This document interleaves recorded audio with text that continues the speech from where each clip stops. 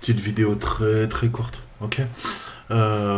Pour comment dire, ajouter un peu de pertinence à ce que je vous disais sur la surveillance de masse. On a aujourd'hui le projet de loi, un chat control, et le Parlement européen approuve la surveillance de masse au niveau de nos communications privées. C'est officiel. Ok, je vous mettrai les ressources. Je vous laisse lire. Heureusement, il n'y a que le parti pirate européen qui s'est réveillé. Tous les autres se sont couchés, comme d'habitude. Donc attention, la police, pour avoir les tétons que vous regardez. Ça, c'est fait. Revenons à la quadrature du net, je vous en parlais. Ok, on va lire ensemble ce petit projet de loi. Et ça y est, c'est entériné, ça date du 1er juillet 2021.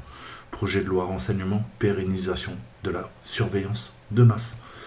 À partir du 29 juin, les sénateurs examineront en hémicycle le nouveau projet de loi en matière d'antiterrorisme et de renseignement. Nous les appelons à rejeter entièrement ce texte. Parmi les nombreuses dispositions de ce texte attentatoire à nos libertés, l'une des plus graves concerne la surveillance de masse des communications par les algorithmes, aussi appelés boîtes noires. Je crois que je vous en ai déjà parlé.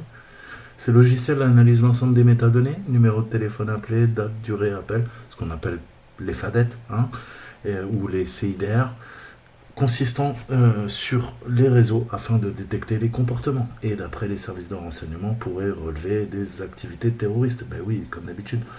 Voté comme une mesure expérimentale en 2015, le nouveau projet de loi veut pérenniser ce dispositif et lui permet d'analyser désormais aussi les adresses des sites web consultés.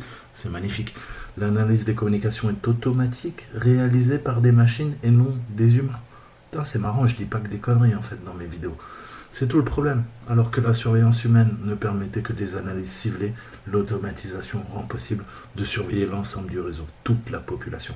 C'est la logique de la surveillance de masse, tous suspects, qui est pérennisée en même temps que cette mesure.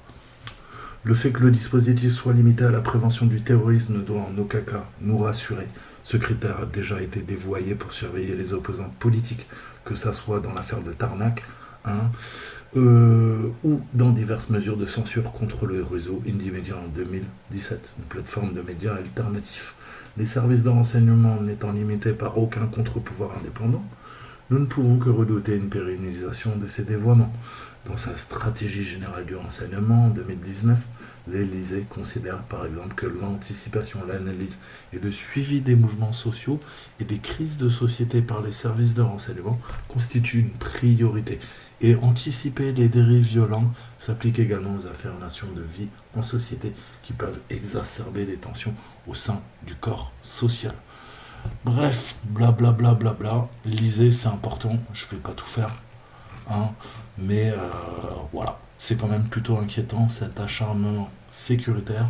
Je vous mettrai tout en description. Voilà, je vous souhaite une bonne nuit. Dormez bien.